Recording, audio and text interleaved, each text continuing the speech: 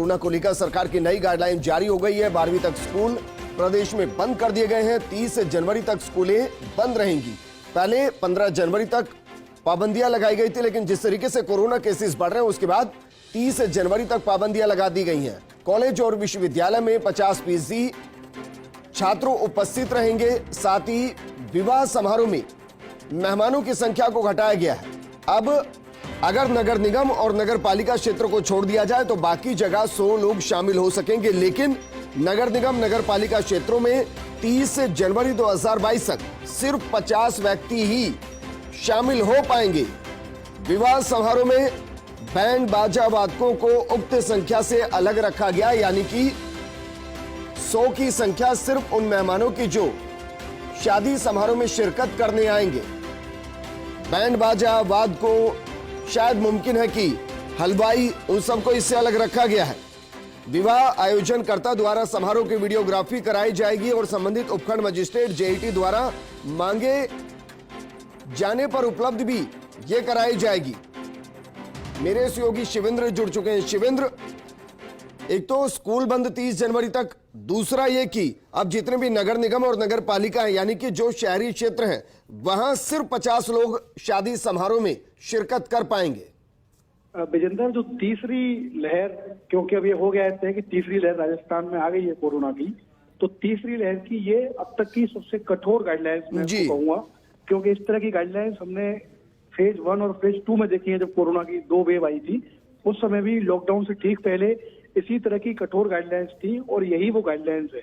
इसमें जो सबसे इम्पोर्टेंट चीज है वो मैं दर्शकों को बताना चाहूंगा। सबसे पहले तो अभी तक 1 से 8वीं तक के स्कूल प्रदेश में बंद थे, लेकिन अब सभी नगर निगम और नगर पालिका क्षेत्रों में 12वीं तक के स्कूल 30 जनवरी तक तत्काल प्रभाव से बंद कर दिए गए हैं। यानी एक बार फिर से जो शिक्षा विभाग है उस पर अब दिख रहा है कि कोरोना का साया आ गया है। इसके अलावा जो प्रदेश की यूनिवर्सिटी है, कॉलेज हैं, उनमें विजेंद्र सिर्फ 50% स्टूडेंट्स को अनुमत किया गया है।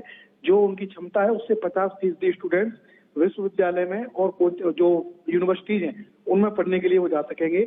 सबसे महत्वपूर्ण जो ये गाइडलाइंस है इसमें विवाह समारोह वाली चीज है, क्योंकि कुछ दिनों के बाद बहुत बड़ा जो सारग है वो फिर से शुरू होने वाला है, वैवाहिक सीजन शुरू होने वाला है। तो जो शादियों की तैयारी लोग करके बैठे थे बड़ी बड़ी, उनको फिर निराशा लगी है। 30 जनवरी तक जो नगर निगम और नगर पालिका क्षेत्र हैं उसमें अधिकतम 100 लोग बुलाए जा सकेंगे और उसके बाद 30 जनवरी के बाद इस संख्या को 50 कर दिया गया है। जिस तरह की इस गाइडलाइंस में जानकारी है, इसमें जो बैंड बाजा वादक हैं उनकी जो संख्या है वो अलग रखी गई है विजेंद्र। इसके अलावा जो सरकारी और कर्मचारी हैं उनसे जो अनुरोध किया गया है इस गाइडलाइंस में कि वो दोनों वैक्सीन लगा लें। अंत्योष्टि और अंतिम संस्कार में जो संख्या थी उसको 20 रखा गया है। एक और जो बड़ी महत्वपूर्ण चीज है इस गाइडलाइंस में वो धार्मिक स्थलों के संबंध में है, जो कि क्योंकि राजस्थान में हम जानते हैं कि एक से एक बड़े धार्मिक स्थल मौजूद हैं पूरे देश के अलग अलग इलाकों से। राजस्थान में चाहे मेहदीपुर बालाजी हो, सालासर बालाजी हो, देशनोक का करणी माता मंदिर हो, खाटू श्याम हो, इतने बड़े बड़े जो मंदिर हैं, रामदेवरा हो, तो मंदिरों को लेके और जो धार्मिक स्थल है ख्वाजा साहब की दरगाह है अजमेर में, उनको लेके ये निर्देश है विजेंद्र के सुबह 5 बजे से लेकर रात के 8 बजे तक ही जो धार्मिक स्थल है वो खुल सकेंगे। यानी शिवेंद्र, क्योंकि अब त्योहारों की शुरुआत भी हो रही है।